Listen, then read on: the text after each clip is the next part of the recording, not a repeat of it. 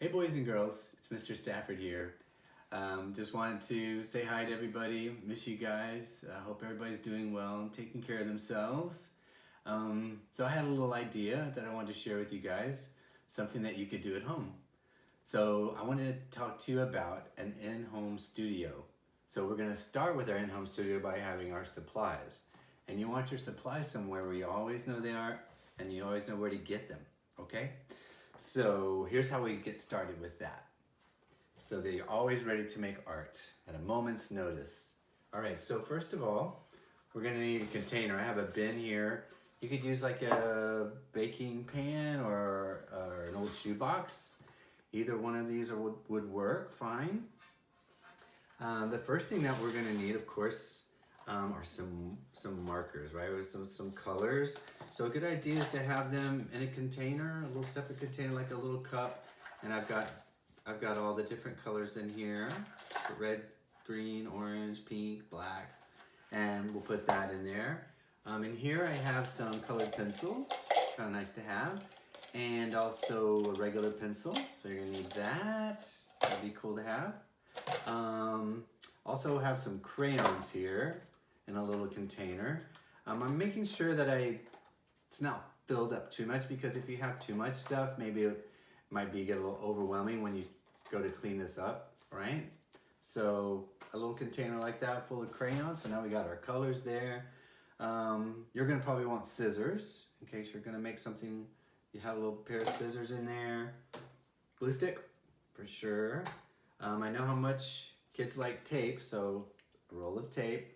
Parents, make sure that you don't want to use this tape, or you don't need it, because the kids love to use tape. Maybe even a stapler, but I would suggest maybe that if you're going to use a staple, that you make sure your parents are around so they can use it with you appropriately, right? It's easy to jam it up, right? Or maybe even out. So let's be careful with that. And stapler in your box.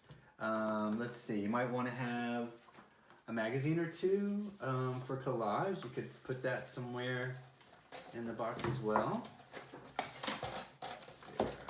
You could also, let's see what else. You might want to have paper. Duh. So whenever, and guys, printer paper would work great. So I have some printer paper here. One thing the kids like to do is sometimes they like big papers, but also I like them to work in smaller format. So you could take some of the printer paper and cut it in half, and cut it into maybe even half of that if you want to. So they can make art in different format sizes, right? So you can put some paper in here, right?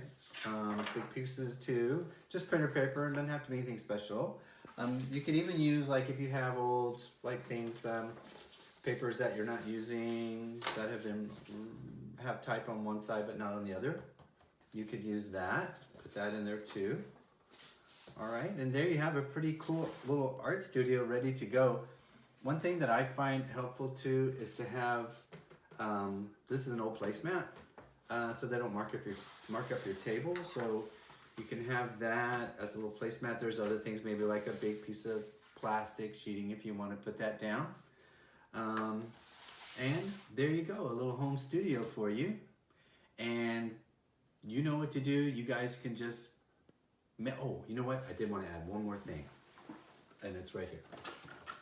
So cardboard boxes, I was thinking. You guys would probably like to have that. If you wanted to make like a sculpture or something, you could use cardboard boxes. Parents, I would suggest not using corrugated cardboard, because if you use a corrugated cardboard, it's really hard to cut. But you could take the boxes and you can maybe cut them up before you put them in for the kids. That way they wouldn't have to deal with a big bulky box that's open, right? So if you kind of take these and cut them into shapes before the kids use them, I think that would be really helpful to them.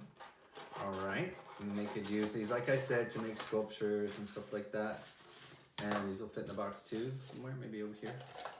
All right, I also have maybe like a, let me see. There it is.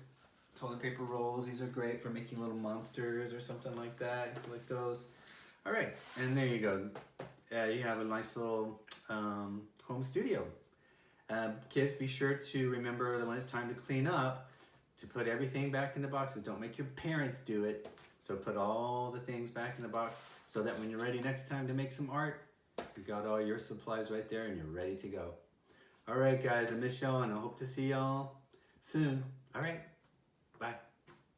Oh, and I'll be back with some fun ideas using our home studio.